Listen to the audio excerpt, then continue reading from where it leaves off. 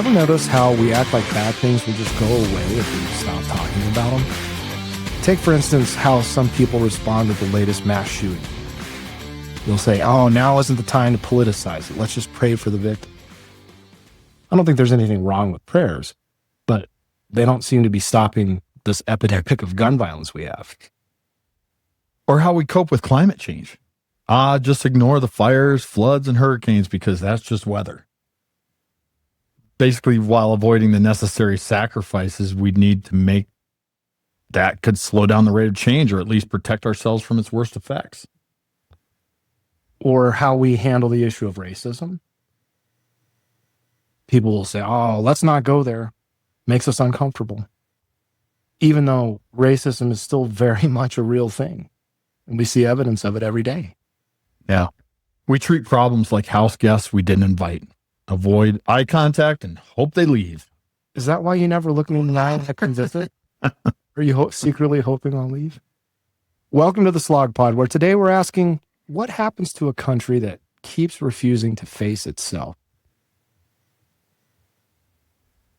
So, personal story here. I remember when my mom passed away.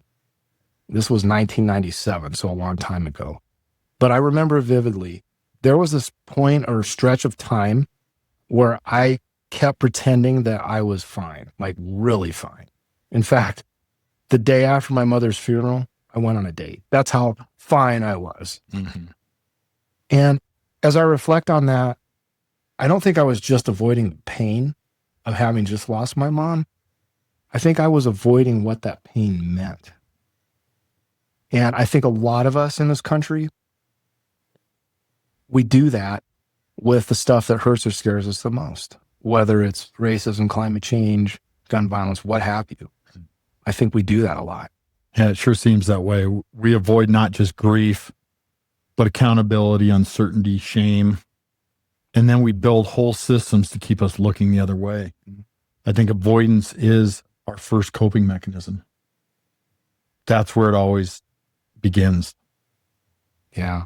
Like a short-term survival tool that eventually becomes a long-term identity if it never gets interrupted. Yeah. Yeah, I see that in therapy all the time. Mm-hmm. That, again, it's the first place we go. And we often stay there without knowing we're there. It's an interesting mechanism that's not necessarily horrifically bad for us initially, but it plays out with worse and worse outcomes the more we avoid it. Yep. So I want to normalize that from the beginning. And I would do this in individual therapy too. Yeah. To ask, do you understand that most people or all of us use that as a mechanism? Mm-hmm. And do you see how that avoidance is actually, you're using that to avoid acting on something? Absolutely. You will not change behavior. You will not change belief. Yeah, your thoughts. You will not change decisions mm-hmm. because avoidance refuses to do that. So looking at denial as kind of a national reflex, we're going to look at the defense mechanisms in a systemic way, right? Denial, repression, projection, these aren't just individual coping tools. It's systemic. They become part of our national narratives, political ideologies, and our cultural myths. We've talked about this in systems as organizations. They become our narratives through life. And I'm not sure whether that's healthy. Yeah. It's almost like we've built a nation where gaslighting is patriotic and forgetting is therapeutic, when that couldn't be further from the truth. As an example, I've seen it a lot when people say, well, we're in a post-racial world. No, we're not. We're just not. I mean, it's objectively not true that we've moved beyond race. It's out there. And as someone who's a quote unquote person of color in this country, I feel it. Sometimes it's very in my face. Sometimes it's very subtle, but either way, it's there. It's a human thing. That's what we do. We categorize people first on how they look. Sure. I don't know why we still do that, But for someone to say that we've moved beyond that, I just don't. I think that's just ignoring the reality. That's avoiding the reality. I think that's evolutionary, conditioned, whatever it is, doesn't matter. The post-racial, agreed, does not exist. Yeah.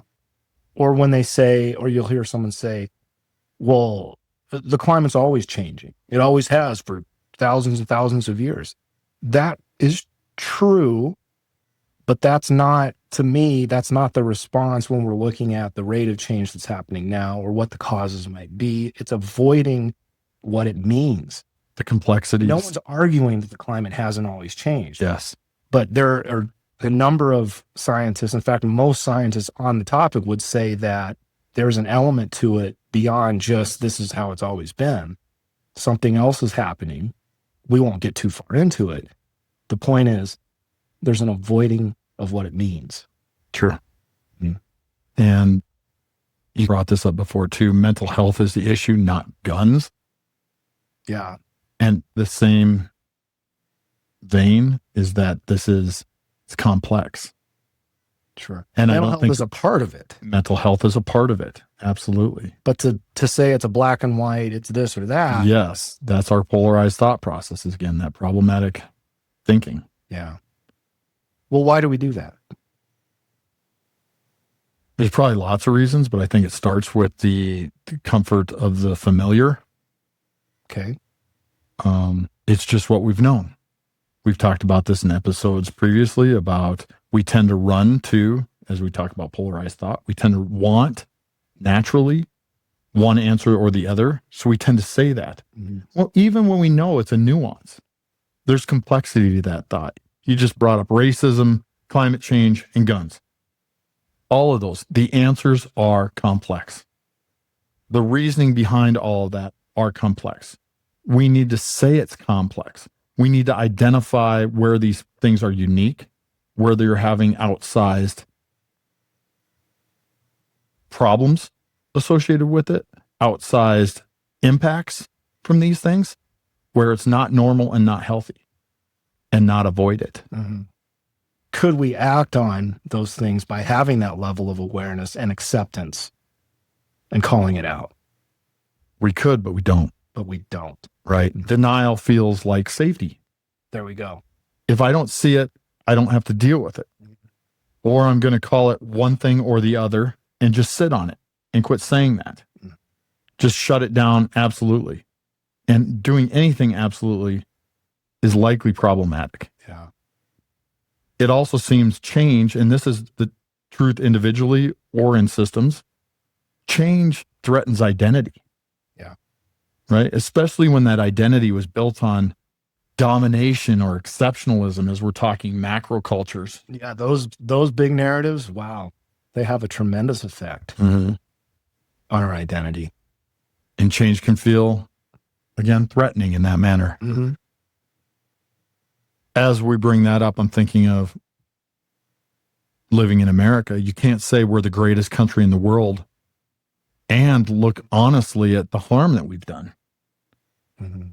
Those exist at the same time as we're trying to, it seems like, gaslight our history in many cases. That's just plain wrong. And that is avoidance. Mm-hmm. It's like we're just choosing the narrative that hurts a little less. Yes. Taking the easier path, even if it doesn't change anything. And I would argue, again, that doesn't allow us to learn from those things. Yeah. And it's not even allowing our future generations to learn about those things and to say we can't do this again. It's incredible that we're doing that. So we choose the narrative that hurts less. Yep. Interesting. So that's real-time avoidance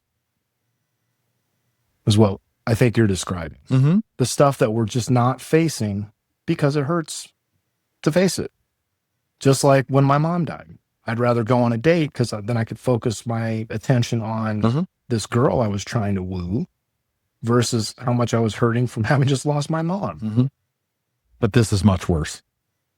You're right, because it doesn't affect, or it affects much more than just me. It affects all of us.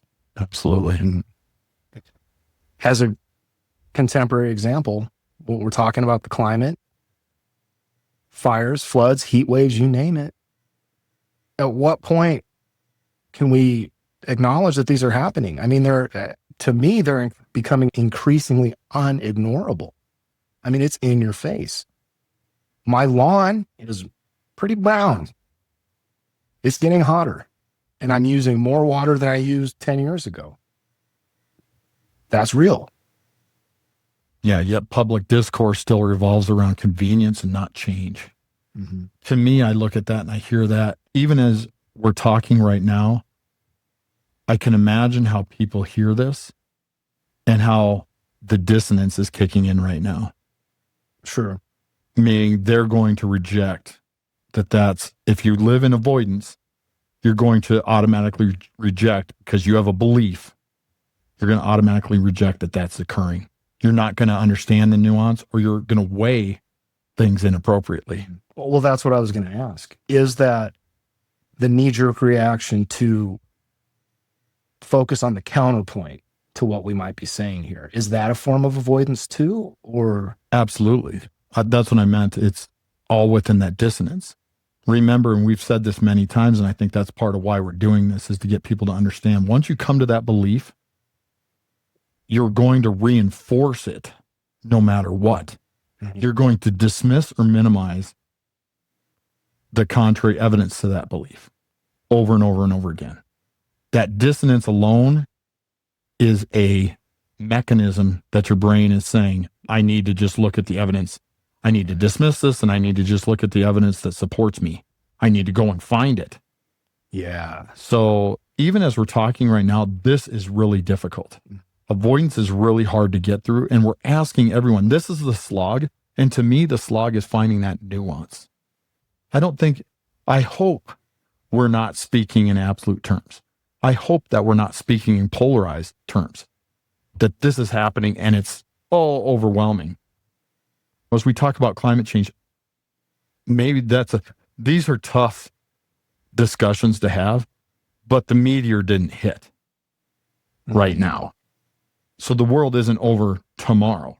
However, if I look at the evidence and I'm taking the evidence and weighing it appropriately to the number of people who this is their expert field, I have to weigh that appropriately and say, okay, how concerned should I be given that? Mm-hmm. What's appropriate? What's appropriate? If there's, out of 998 climate scientists on the planet, if 997 are saying this, I probably need to weigh that heavier than the one that's not saying that. Yeah. That's not avoiding. That's saying, but I'm not going to not weigh the one either. Sure. I'm just going to weigh it appropriately.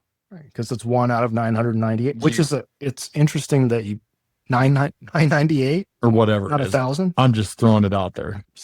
Just messing with you. Right. But in all seriousness, the denial here that we're discussing, it's literally costing lives. If we're looking at the issue and saying it's easier to debate whether or not human influenced climate change is real than it is to face what we'd have to give up to address it, that's how denial, I think, is harming us. So we're arguing about the wrong thing. I've always thought that, especially when it came to climate change. Who cares if it's human influenced or not? It's happening. It's real. Why are we spending our time arguing over whether humans have any? Is it because our natural instinct is avoidance? Our natural instinct is to deny it because of what we just talked about, change. Because it's going to require a sacrifice. It requires change, period. It might not even be a sacrifice. Just change as a general. That's it. Well, what the hell? Because you're right, change doesn't always have to be bad. Right? We talked about racism in history, right? That wasn't the past. I wasn't there. We already fixed that. Mm-hmm. We've heard those comments made before. That avoidance is defensiveness. It's white fragility, whatever that is. Historical gaslighting. Mm-hmm. Again, avoidance, denial. We're not going through. We're sitting on it and trying to hunker down into not changing. Yeah. Not finding the nuance in that belief. Even as I say that, it was the past and it isn't. We have, as humans, as I think of individual mental health and working with people in therapy, we have a difficult time holding two thoughts in our head and balancing those things. Mm-hmm. If someone were to ask me what I think as humans, what our biggest issue is right now, it's that Really? we can't hold two different thoughts at the same time and weigh them appropriately. That balance for us, and oftentimes the hardest part, is there's fluidity in that balance. Mm-hmm. And being able to understand what that is at all times. And as we talk about avoidance and denial as a coping mechanism, as a mechanism, that just creates an impossible situation where we never move through it. And that's sad. I hope that humans, and I hope I'm not coming across as preachy, but I hope that humans understand what happens when we do that. Mm-hmm. It is my opinion, and I'm saying this as an opinion, but I feel like a lot of our leadership is doing that right now, all the time. We're doing this podcast. We're speaking out because this might be the single biggest thing, is that we need to grasp that. We need to internalize. You gotta want it. You have to want to get in and see what that is and honestly weigh it. Right. Honestly. And I think, as you said earlier, it is easier to not. It's just avoid it. It's a natural individual instinct. Mm-hmm. And that's why we stay stuck. Mm-hmm. So we brought up gun violence earlier. Let's spend a minute there. How many times you heard it's just a mental health issue, or it's the video games, it's the movies people are watching? Again, those might be part of it, but there's other stuff at play too. But if we're just content to say, just point our fingers at stuff like that and say, well, that's nothing we can do about it, we're not going to act.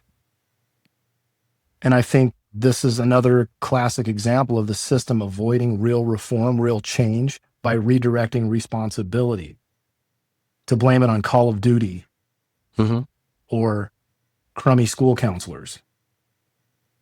That's just a massive redirection and a form of avoidance. And I think in looking at that again through a mental health lens, the dissonance does that. Mm-hmm. That's exactly what it does. Dismisses. It doesn't find nuance. It makes us want to find a very simplistic answer when it's complex. And the answers are complex too. Mm-hmm. They're not, everybody should have access. Maybe we should have some rules about what that access looks like. Mm-hmm. Appropriate, reasonable rules. There's a moderate ground that goes with the nuance of what the problem is. Yep. But somehow we oversimplify and break it down and want to see it in just one way. And I'm saying both sides do that. Mm-hmm. There's a continuum there, and all of this is fluid, and there's a complexity to this nuance. And I think that that's where we need to stay. Right? Again, denial lets the system stay comfortable. And comfortable systems don't change, even when it's hurting people. Yeah. So where would we start some collective healing? What's a good starting point, do you think? Looking at it through a mental health lens, it starts with naming it. So collective witnessing. Witnessing. Mm-hmm. Mm-hmm. Because I think as a therapist, you know this. Mm-hmm. You can't fix what you won't say is broken. You can't heal what you won't name. And you can't name what you're not willing to look at. Mm-hmm. I think that's the whole point of this episode. So what does national honesty look like? If we're treating our nation like the client and trying to ask them questions to get them to be honest, mm-hmm. What would that look like? Could we challenge the notion that telling the truth is unpatriotic and saying the truth or naming the truth is a form of patriotism? People are going to recoil it. Well, dissent Not me, but yes, it's truth telling truth. I'm wearing a t-shirt that says truth over tribe. I think this is important that we look at that way. Yeah. And that brings me to the topic of dissent. It's been something I've been thinking about a lot. I've been writing about it a bit. And when you think about dissent as being unpatriotic, I think it's easy to say that unless you dig just a little bit deeper and think about all of the things that have been great about America over the years. A lot of them have been from dissent. In fact, the founding of our country itself, was that not the initial dissent from the King of England? Yes. Right? We were pushing back against that and saying, no, we're not going to let this guy tell us how to live here in the colonies. That was a form of dissent. The civil rights movement, women's suffrage, those are all forms of dissent. People speaking truth. To me, that's about as American as it gets. Amen. Anyway, the question, I'll just repeat the question. Can we look at truth telling as being patriotic? Are we willing to do that? I think another one, as far as that national honesty, what does it look like? Our collective rituals of accountability. Maybe we create new rituals or try to figure out what that is. Truth commissions or reparative justice. As I say truth, somehow it seems we've come down this path of we don't know what truth is. Well, truth is sometimes messy. Mm-hmm. Let's look at it. Can we do that? In individual therapy, truth is tough. Mm-hmm. People don't want to hear it. Yeah. But I would argue you got to want to go through it. Yeah. Truth is that river you don't want to cross. You can't go over it. You can't go under it. You got to go through it. Mm-hmm. I truly believe that we've got to go through it. We've got to find truth. And truth isn't going to be a polarized yes, no, true, false. This happened or didn't happen, or we're out of it or not out of it. It's simply a complex idea. And that's okay. Multi-layered. Absolutely. Mm-hmm. Yeah. I think just challenging our system that I think right now is designed to keep us numb, and just challenging it and saying, what if our systems were designed to help us be awake, to be able to see these things? And I know that's hard in today's environment where there's been so much of a degradation of trust in our sources of information, and rightfully so in a lot of cases. I mean, there's a lot of stuff out there that's just a bunch of crap, and we have to filter through that, and all of this takes work. But again, I think we just have to be aware of it, name it. Mm-hmm. And I love that you keep bringing it up and saying we have to go through it. Yeah. That's the hard part. Yeah. That's the slog. You know, avoidance is a form of anesthesia, but the pain is still there. Mm-hmm. It doesn't go away. Under the surface, it's there. It's shaping everything. People often ask me, well, how do I get through this? I've got anxiety. There's things that you haven't resolved. Likely. What are those things? Are you telling yourself you're just going to put it in this box and lock it away and then it's going to be okay? That doesn't work. Under the surface, it's still shaping everything. Eventually it shows up, and when it does, it demands more than we were ever prepared to give. You're right. It's more harmful and takes more work, I think, to do that. Mm-hmm. And our nation is doing that right now. Mm-hmm.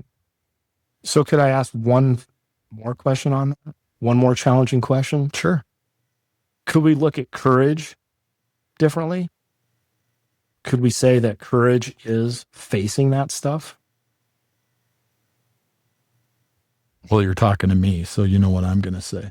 Well, I'm not really talking to you, honestly. But rhetorically, I think you're going to get a lot of pushback on that. Really? Yeah. Why would? I mean, I'm looking at our macro culture right now, and our macro culture, people are trying to quote unquote, whitewash our history. This is our entire episode. We're talking about why we fall into avoidance. I think what we're really talking about right now is finding an awareness that we're doing that. And unfortunately, the people that need to hear this probably quit listening about minute 2. Right. They heard the topics and or examples and I'm out of Shut here. down. Yeah. Absolutely shut down, or are sitting there trying to find the information that supports their thought again and again and again and again. Sure. And none of this, I'm with you. I don't want to sound preachy all the time. And I know sometimes we do. But a lot of this is our learned experience. It's not like we've been immune to this, that we haven't engaged in this over the years. In fact, in many cases, we still do it. You call me out on it all the time when I'm doing it. Same here. Right? I try to call you out. You do. When I spot it. My radar may not be as fine-tuned to it as yours as a therapist, but I'm learning to see it more and more. And I'm actually seeing it more and more in my relationships with people in my family and my friend group, all of it. And it's getting harder for me to suppress that challenging calling out or naming of what's going on. And sometimes there's been a sacrifice to that, but I'm okay with it because all of the things I've improved on in life, I feel like I can trace back at some point to, I had to see stuff for what it is. I had to get real with myself. I had to be honest. And I think that takes courage. And I just want to make a plug for courage in this case, because I think it's a really noble form of courage to look yourself in the mirror, or as a nation to look at the problems we're dealing with honestly. I think it's a good thing. We're asking. I don't think you're preaching. I think you're asking. Asking and hoping. There's an element of hope here. I would hope that fair-minded Americans could look at that stuff honestly. And I think there are a lot of people out there who do. But there's clearly enough people on the other side of that are pushing back, that's keeping us stuck. And I guess if anything, maybe I'm just asking, can we unstick ourselves, at least start there? You're asking a lot. I am asking.